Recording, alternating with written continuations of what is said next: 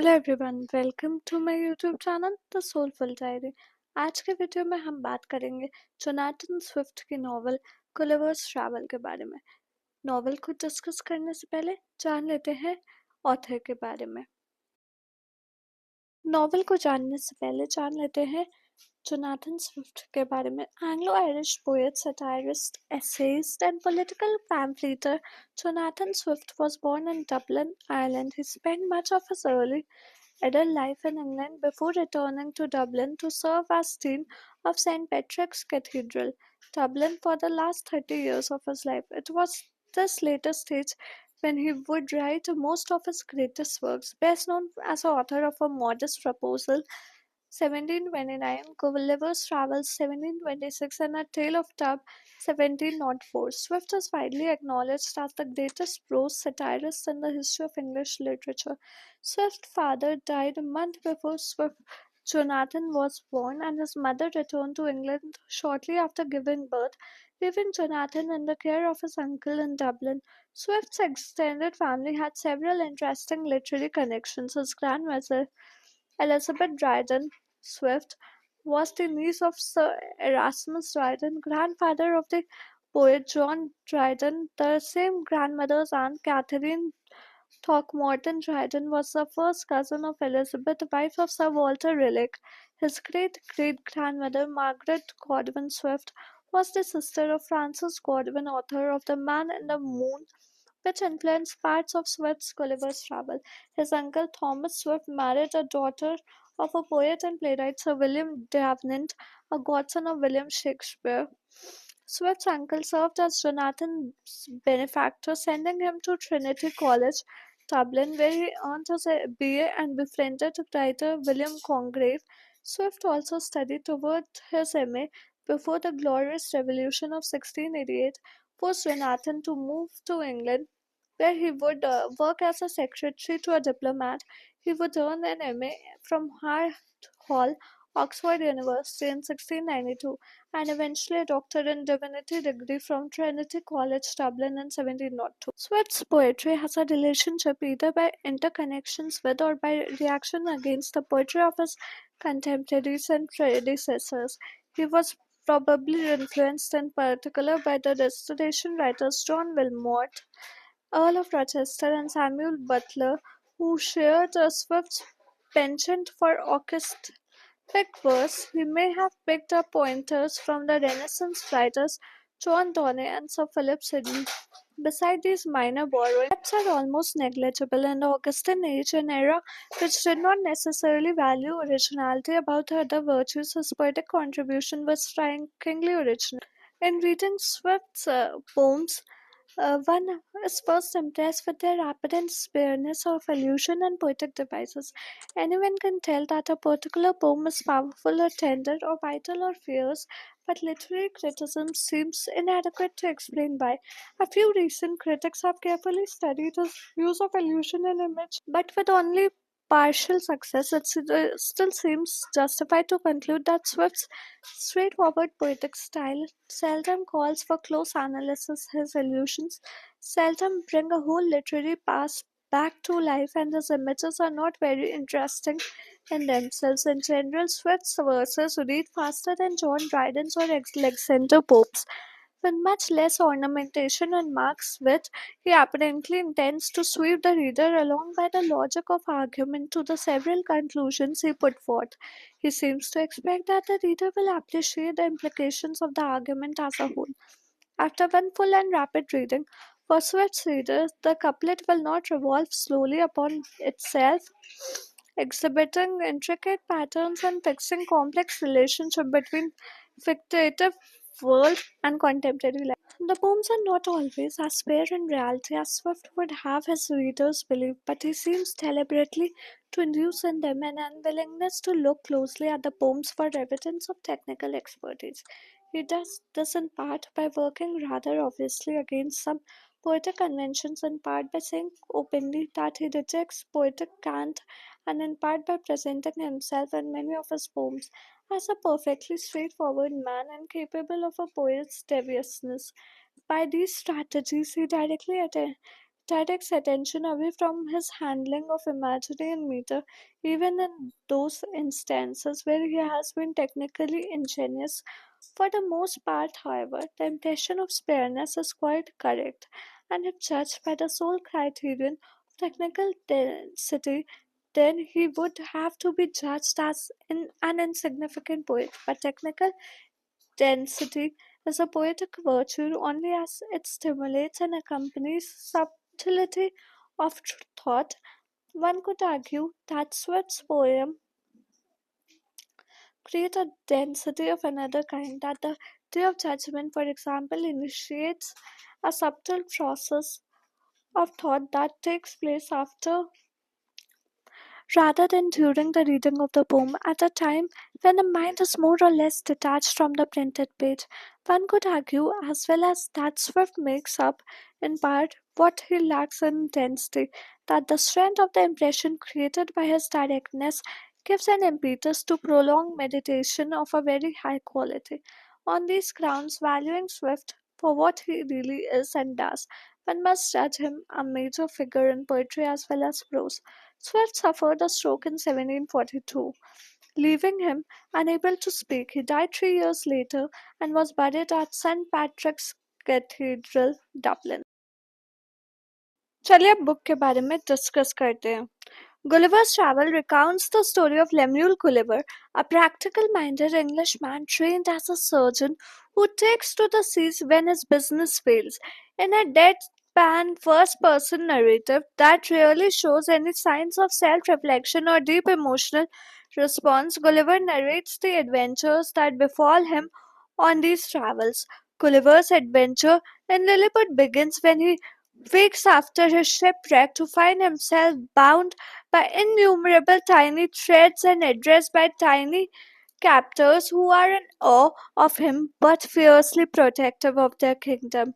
They are not afraid to use violence against Gulliver, though their arrows are little more than pricks, but overall they are hospitable, risking famine in their land by feeding Gulliver, who consumes more food than 1,000 Lilliputians combined could. Gulliver is taken into the capital city by a vast wagon the Lilliputians have specially built.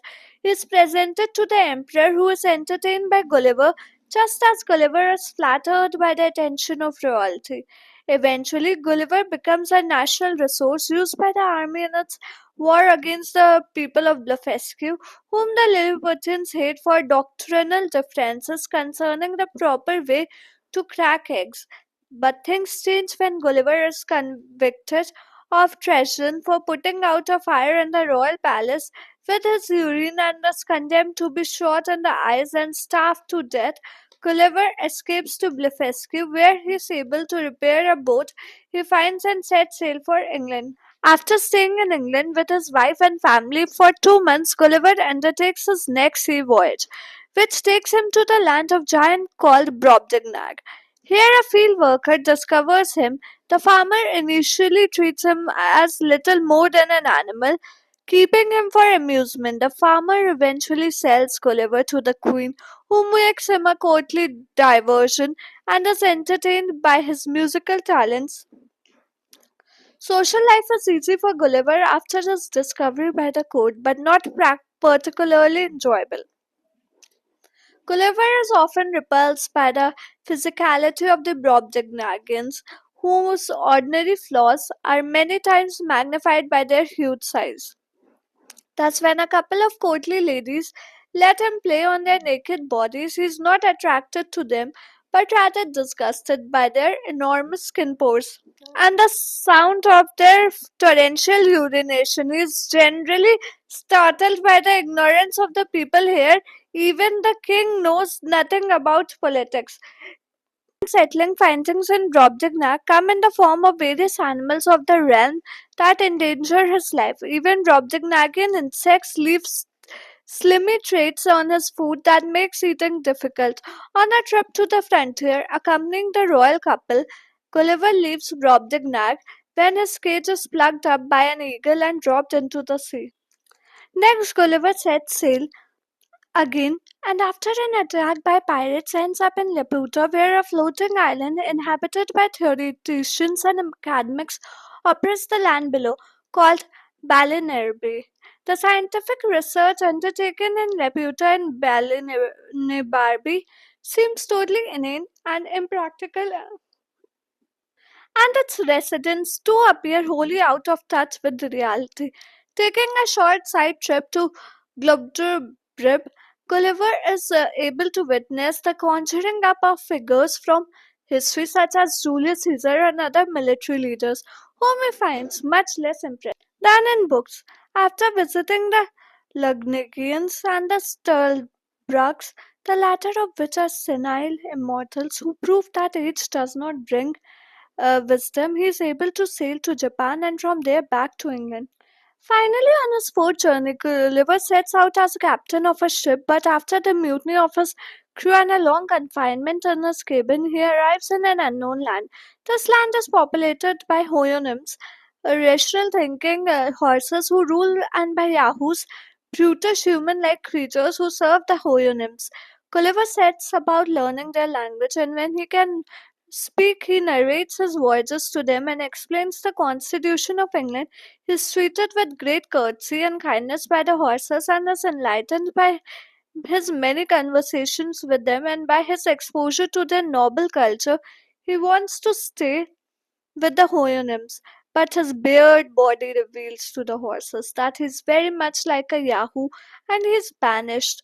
Gulliver is grief stricken but agrees to leave. He fashions a canoe and makes his way to a nearby island, where he is picked up by a Portuguese ship captain who treats him well. Though Gulliver cannot help now seeing the captain and all humans as shamefully Yahoo like, Gulliver then concludes his narrative with a claim that the lands he has visited belong by rights to England as a colonies, even though he questions the whole idea of colonialism. Characters: Gulliver, the narrator and protagonist of the story. Although Lemuel Gulliver's vivid and detailed style of narration makes it clear that he is intelligent and well educated, his perceptions are naive and gullible. He has virtually no emotional life, or at least no awareness of it, and his comments are strictly factual. Richard Simpson, Gulliver's cousin, self proclaimed intimate friend, and the editor and publisher of Gulliver's Travel.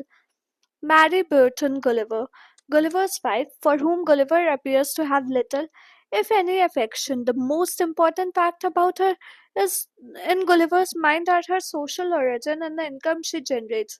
James Bates, an eminent London surgeon under whom Gulliver serves as an apprentice after graduating from Cambridge. The Lilliputian and the Blefuscadians, two races of miniature people whom Gulliver meets on his first voyage. The two races have been in long standing war with each other over the interpretation of a reference in their common holy scripture to the proper way to eat eggs. The Emperor, the ruler of Lilliput, like all Lilliputians, the Emperor is fewer than 6 inches tall. His power is and majesty impress Gulliver deeply, but to us he appears both laughable and sinister. The Brobdingnagians, giants whom Gulliver meet on his second voyage. Brobdingnagians are basically a reasonable and kindly people governed by a sense of justice, though they tend to treat Gulliver as a plaything. The Queen of Brobdingnag. The Queen of Brobdingnag, who is so delighted by Gulliver's beauty and charms that she agrees to buy him from the farmer for 1,000 pieces of gold. The King of Brobdingnag. The King of Brobdingnag, whose thoughtfulness and intellectual prowess mark him as a contrast to the Emperor of Lilliput. The farmer, Gulliver's first master in Brobdingnag. Generally, the farmer represents the average Brobdingnagian of no great gifts of or intelligence, wielding an extraordinary power over Gulliver simply by virtue of his immense size. Glodmar Dalch, the farmer's 9-year-old daughter, who is 40 feet tall. Glumdal Klitch becomes Gulliver's friend and nursemaid, a function she performs With great seriousness and attentiveness, the Lilliputians, absent-minded intellectuals who live life on a floating island of Laputa, encountered by Gulliver on his third voyage. During Gulliver's stay among them, they do not mistreat him but are generally unpleasant and dismiss him as intellectually deficient.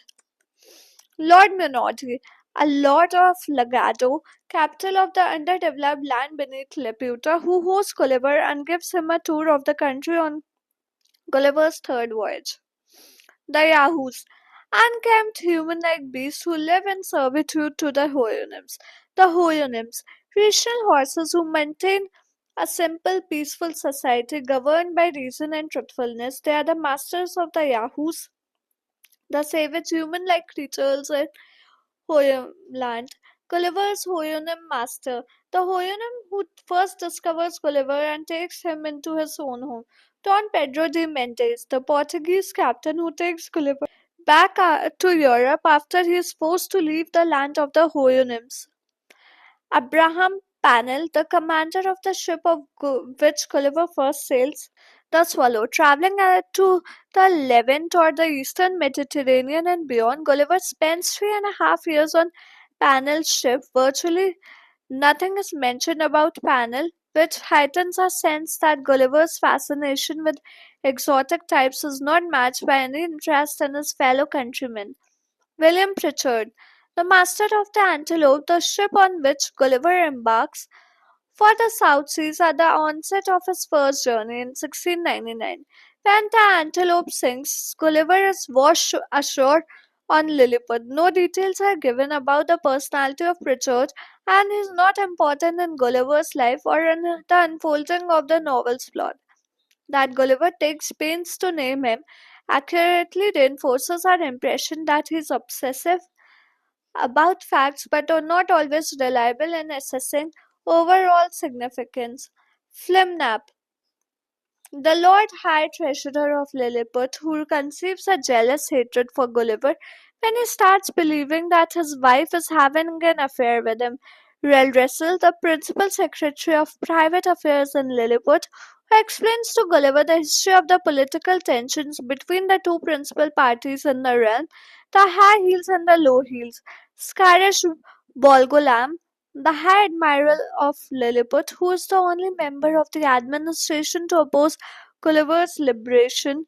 Gulliver imagines that Skyrish's enmity is simply personal, though there is no apparent reason for such hostility. The Tremaxans, also known as the High Heels, a Lilliputian political group reminiscent of the British Tories. Tremaxan policies are said to be more agreeable to the ancient constitution of Lilliput, and while the High Heels appear greater in number than the Low Heels, their power is lesser. Unlike the king, the crown prince is believed to sympathize with the Tremaxan, wearing one low heel and one high heel, causing him to limp slightly. The Slim Sands, the Low Heels, a Lilliputian political group reminiscent of the British Whigs. The king has ordained that all governmental administrators must be selected from the party, much to the resentment of the high heels of the realm. Thus, while there are fewer Slamksan than Tramaxan in Lilliput, their political power is greater. The king's own sympathies with the Slamksan are evident in the slightly lower heels he wears at court. Might versus right. Gulliver's travel implicitly poses the question of whether physical power or moral righteousness should be the governing factor in social life. Gulliver experiences the advantages of physical might both as one who has it as a giant in Lilliput, where he can defeat the Blefuscadian navy by virtue of his immense size, and as one who does not have it as a miniature visitor to Brobdingnag, where he is harassed by the hugeness of everything from insects to household pets. His first encounter with another society is one of entrapment when he is physically tied down by the Lilliputians. Later in Brobdingnag, he is enslaved by a farmer. He also observes physical force used against others, as with the Houyhnhnms chaining up of the Yahoos. But alongside the use of physical force, there are also many claims to power based on moral correctness. The whole point of the egg controversy that has set Lilliput against Blefuscu is not merely a cultural difference, but instead a religious and moral social issue related to proper interpretation of a passage in the Holy Book. This difference of opinion seems to justify, in their eyes at least, the warfare it has sparked. Similarly, the use of physical force against the Yahoos is justified for the Houyhnhnms by their sense of moral superiority. They are cleaner, better behaved, and more rational. But overall, the novel tends to show that claims to rule on the basis of moral righteousness are often just as arbitrary as and sometimes simply disguises for simple physical subjugation.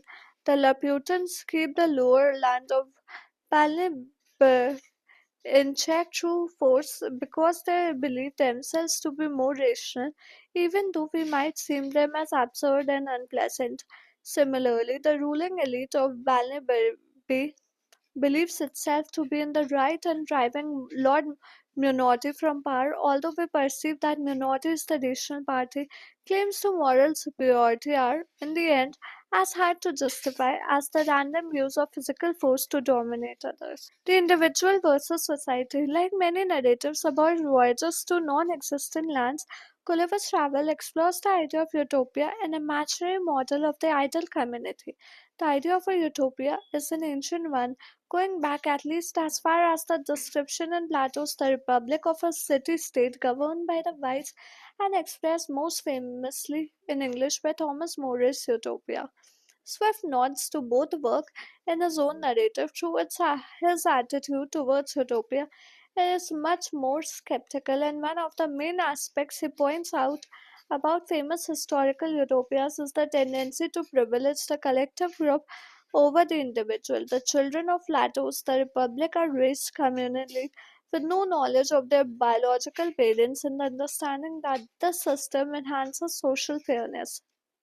Swift has the Lilliputians similarly raise their offspring collectively, but its results are not exactly utopian, since Lilliput is torn by conspiracies, jealousies, and backstabbing.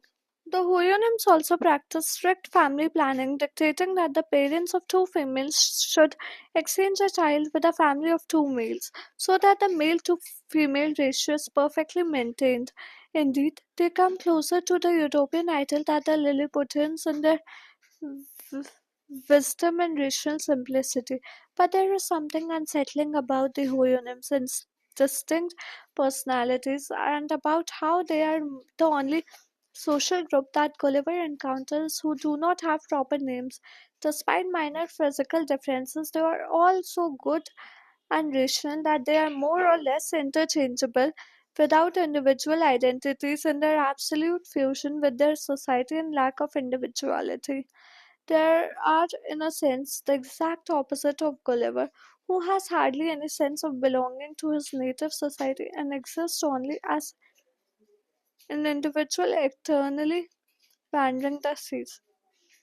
Gulliver's intense grief when forced to leave the Houyhnhnms may have something to do with its longing for union with a community in which he can lose his human identity. In any case, such a union is impossible for him, since he is not a horse and all other societies he visits make him feel alienated as well. Gulliver's Travel could in fact be described as one of the first novels of modern alienation, focusing on an individual's repeated failures to integrate into societies to which he does not belong. England itself is not much of a homeland for Gulliver, and with his surgeon's business unprofitable and his father's estate insufficient to support him, he may be right to feel alienated from it. He never speaks fondly or nostalgically about England, and every time he returns home, he is quick to leave again. Gulliver never complains explicitly about feeling lonely, but the embittered and antisocial misanthrope we see at the end of the novel is clearly a profoundly isolated individual. Thus, if Swift's satire mocks the excesses of communal life, it may also mock the excesses of individual in its portrait of a miserable and lonely Gulliver talking to his horses at home in England. The limits of human understanding, the idea that humans are not meant to know everything and that all understanding has a natural limit, is important in Gulliver's travel. Swift singles out theoretical knowledge in particular for attack his portrait of a disagreeable and self-centered Laputans who show blatant contempt for those who are not sunk in private theorizing is a clear satire against those who pride themselves on knowledge above all else. Practical knowledge is also satirized when it does not produce results, as in the Academy of Balnearray, where the experiments for extracting sunbeams from cucumbers amount to nothing. Swift insists that there is a realm of understanding into which humans are simply not supposed to venture. Thus, his depictions of racial societies like Brobdingnags and Houyhnhnms emphasize not these people's knowledge or understanding of abstract ideas but their ability to live their lives in a wise and steady way. The Brobdingnagian king knows shockingly little about the abstractions of political science, yet his country seems prosperous and well governed. Similarly, the Houyhnhnms know little about an arcane subject like astronomy, though they know how long a month is by observing the moon. Since the knowledge has a practical effect on their well being, aspiring to higher fields of knowledge would be meaningless to them and would interfere with their happiness. In such contexts, it appears that living a happy and well ordered life seems to be the very thing for which Swift thinks knowledge is useful. Swift also emphasizes the importance of self understanding. Gulliver is initially remarkably lacking in self reflection and self awareness. He makes no mention of his emotions, passions, dreams, or aspirations, and he shows no interest in describing his own psychology to us. Accordingly, he may strike us as frustratingly hollow or empty, though it is likely that his personal emptiness is part of the overall meaning of the novel. By the end, he has come close to a kind of twisted self knowledge in his deranged belief that he is a Yahoo. His revulsion with the human condition, shown in his shabby treatment of the generous Don Pedro, extends to himself as well, so that he ends the novel in a thinly disguised state of self hatred. Swift may thus be saying that self knowledge has its necessary limits, just as theoretical knowledge does, and that if we look too closely at ourselves, we might not be able to carry on living happily. Motives. Excrement. When it may seem a trivial or laughable motive, the recurrent mention of excrement in Gulliver's travel actually has a serious philosophical significance in the narrative. It symbolizes everything that is a crass and ignoble about the human body and about human existence in general, and it obstructs any attempt to view humans as wholly spiritual or mentally transcendent creatures. Since the Enlightenment culture of 18th century England tended to view humans optimistically as noble souls rather than vulgar bodies, Swift's emphasis on the common filth of life is a slap in the face of the philosophers of his day. Thus, when Gulliver urinates to put out a fire and Lilliput, or Brobdingnag flies defecate on his meals, or when the scientist in Legado works it to transform excrement back into food, we are reminded how very little human reason has to do with everyday existence. Swift suggests that the human condition in general is dirtier and lowlier than we might like to believe it is. Foreign languages. Gulliver appears to be a gifted linguistic, knowing at least the basics of several European languages and even a fair amount of ancient Greek. This knowledge serves him well, as he is able to disguise himself as a Dutchman in order to facilitate his entry into Japan, which at the time only admitted the Dutch. But even more important, his linguistic gifts allow him to learn the languages of the exotic lands he visits with a dazzling speed and thus gain access to their culture quickly. He learns the languages of the Lilliputians, the Brobdingnagians, and even the neighing tongue of the Houyhnhnms. He is a meticulous in recording the details of language in his narrator, often giving the original as well as the translation. One would expect that such detail would indicate a cross cultural sensitivity, a kind anthropologist's awareness of how things vary from culture to culture. Yet surprisingly, Gulliver's mastery of foreign languages generally does not correspond to any real interest in cultural differences. He compares any of the governments he visits to that of his native England, and he rarely even speculates on how or why cultures are different at all. Thus, his facility for translation does not indicate a culturally comparative mind, and we are perhaps meant to yearn for a narrator who is a bit less able to remember the Brobdingnagian word for lark and better able to offer a more illuminating kind of cultural analysis. Clothing. Critics have noted the extraordinary attention that Gulliver pays to clothes throughout his journeys. Every time he gets a rip in his shirt or is forced to adopt some native garment to replace one of his own, he recounts the clothing details with great precision. We are told how his pants are falling apart in Lilliput, so that as the army marches between his legs, they get quite an eyeful. We are informed about the mouse skin he wears in Brobdingnac and how the finest silks of the land are as thick as blankets on him. In one sense, these descriptions are obviously an easy narrative device with which Swift can chart his protagonist's progression from one culture to another. The more ragged his clothes become and the stranger his new wardrobe, the farther he is from the comforts and conventions of England. His journey to new lands is also thus a journey into new clothes.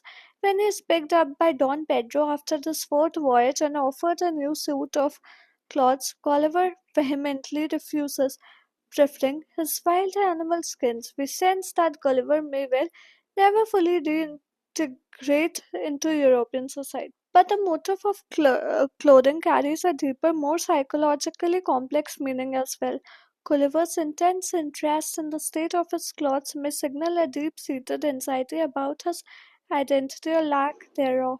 He does not seem to have much selfhood. One critic has called him an abyss, a void where an individual character should be. If clothes make the man, then perhaps Gulliver's obsession with the state of his wardrobe may suggest that he desperately needs to be fashioned as a personality. Significantly, the two moments when he describes being naked in the novel are two deeply troubling or humiliating experiences. The first, when he is a boy, toy of the Brobdingnagian maids who let him covered nude on a mountain dress, and the second when he is assaulted by an 11-year-old Lahu girl as he bathes. Both incidents suggest more than mere prudery. Gulliver associates nudity with extreme vulnerability. Even when there is no real danger present, a preteen girl is hardly a threat to a grown man, at least in physical terms. The state of nudity may remind Gulliver of how non existent he feels without the reassuring cover of clothing.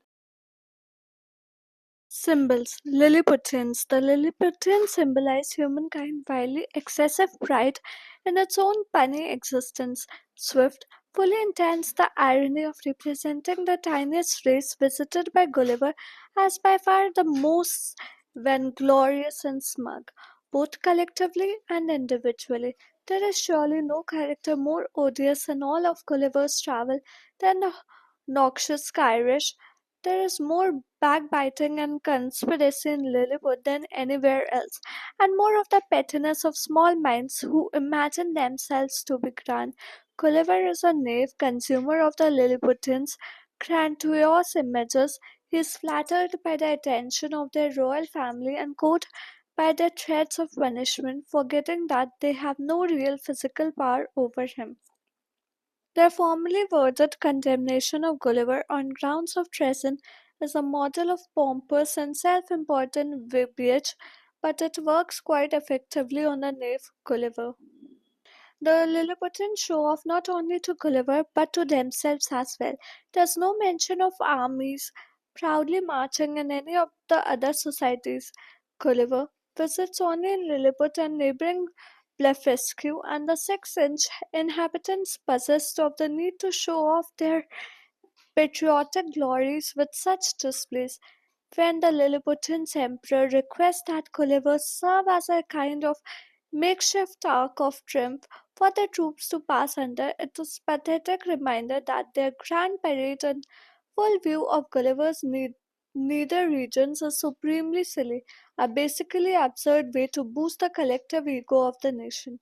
Indeed, the war with Blefuscu is in itself an absurdity springing from wounded vanity, since the cause is not a material concern like disputed territory, but rather the proper interpretation of scripture by the emperor's forebearers and the hurt feeling resultant from the disagreement.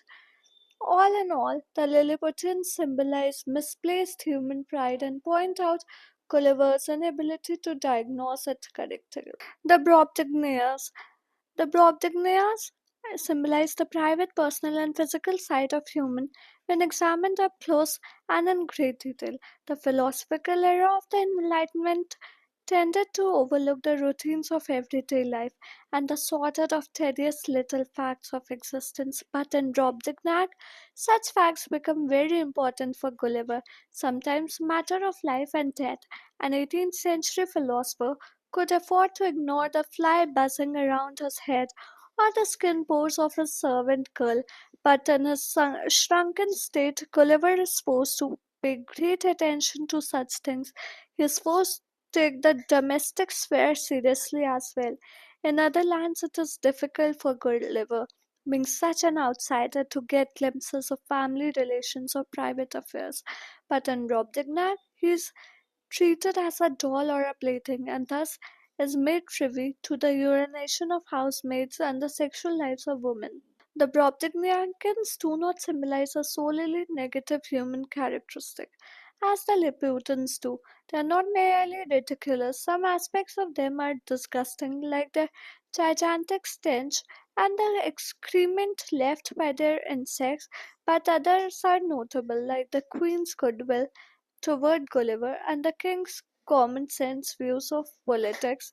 More than anything else, the Brobdingnagians symbolize a dimension of human existence visible at close range under close scrutiny. Laputans. The Laputans represent the folly of theoretical knowledge that has no relation to human life and no use in the actual world. As a profound cultural conservative, Swift was a critic of the newfangled ideas springing up around him at the dawn of the 18th century. Enlightenment, a period of great intellectual experimentation and theorization. He much preferred the traditional knowledge that had been tested over centuries.